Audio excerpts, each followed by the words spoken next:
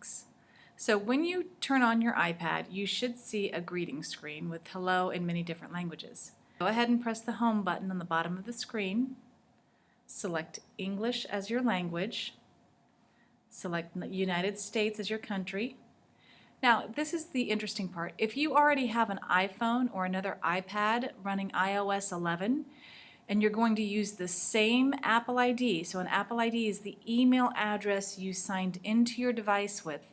So the email address and password you registered with your device with Apple, you can just bring your phone close by and hold it over the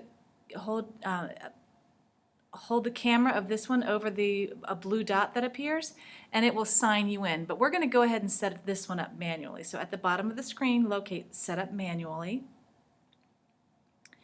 We are going to, now at home, you're going to have your own home network. Here, I'm going to choose this network. So you join your network, and this takes just a second, and you'll see a check mark next to your network after you've successfully logged in. Tap Next in the upper right-hand corner. Tap Continue, and then you can set up Touch ID now or later. I'm going to say set up Touch ID later and don't use. The same with the passcode. We strongly encourage you to set up a passcode that you will remember on your iPad. It can be a 4 or 6-digit number. It can be a alphanumeric code, so that's a combination of letters and numbers, so you can choose. But we do encourage you to do it, and you should really share this passcode with your parents, because very often you'll forget the passcode and you can call home or text home and get it. So we do encourage it just to keep your stuff private. Kids like to play jokes on each other and lock each other out. So we do encourage it. So right now I'm not going to use a passcode for the purpose of this demonstration. Now I'm going to set this one up as a new iPad. We will be sending you codes for 2 apps, and that's going to be Notability and Puffin. These are 2 apps that we will provide for you. Please do not purchase them yourself. Each new iPad should come automatically with Pages, Keynote, Numbers, iMovie, and GarageBand, as well as iBooks, or the new, they now call it Books. Other free apps you may want to install will include Google Drive, Google Docs, Google Sheets, Google Slides, Google Photos if you take lots of photos. You want to make sure the Kindle app is on there because some of your textbooks will be used in the Kindle app. And your teachers will provide you with a list of apps in the syllabus that they would like you to purchase on your own. So for now, we're going to say set up as a new iPad. And here you enter your Apple ID. Your Apple ID is your email that you use to set up, another device, or you can create a brand new Apple ID by going to appleid.apple.com. If you are under 13, your parents will have to do a family sharing account and create an iCloud email address for you. Federal law prohibits children from under the age of 13 from having email addresses or joining social media and things of that sort. So make sure you work with your parents.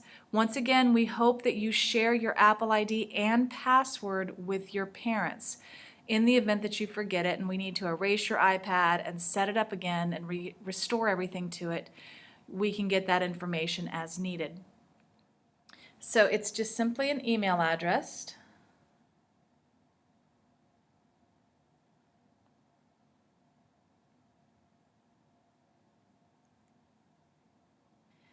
The other thing to remember is that every purchase you make, every app you download, every song you buy, movie, book, anything you purchase with this particular Apple ID will forever be tied to this ID. You cannot transfer it to a new one if you get a new one. So be sure you remember the username and or the email address and password, and you keep track of it and keep it current so that if you get a new iPad, you don't have to purchase all the apps again. You'll get a message saying it could take a few minutes. Usually it's pretty quick. You need to agree to the terms and conditions. Then they set up your Apple ID for you.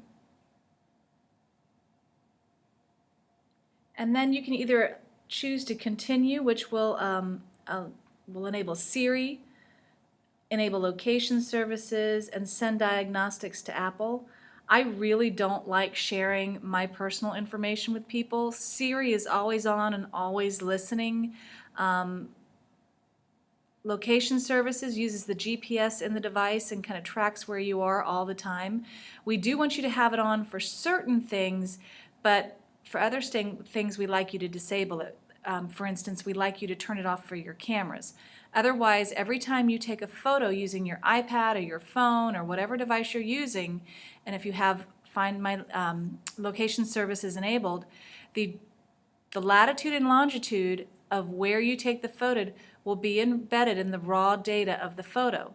So if you post that photo to social media, somebody who looks at your page, if it's not locked down, can download that photo, run it through a third-party app, strip the latitude and longitude, and start keeping track of places that you frequently visit.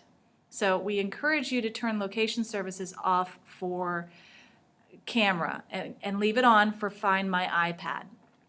I always turn off diagnostics. I don't want to send anything to Apple. So I'm going to enable location services. I'm going to set Siri up later, and I'm going to say don't share with Apple. So just a little informational blob for you. So tap continue. Tells you how you can switch between recent apps by swiping up from the bottom to reveal a dock. And then you tap get started. So here you see you've got everything, the basics, set up. If I go to settings, that's the icon for settings, I am going to just take a look and see what's missing here. Finish setting up. It's going to fuss at me about the Touch ID. I say don't use. About the passcode, I'm going to say don't use. I'm going to say set Siri up later. And then that should go away. Now the last thing you're going to want to do is to go to General, and over here on the right, the second one down, tap on Software Update. And please make sure your iPad is updated to the latest iOS, so that's the operating system that runs the phones and the iPads. Please make sure that you are current. So for right now, as of July 27th, that's 11.4.1. Please make sure you've installed that update prior to the first day of school.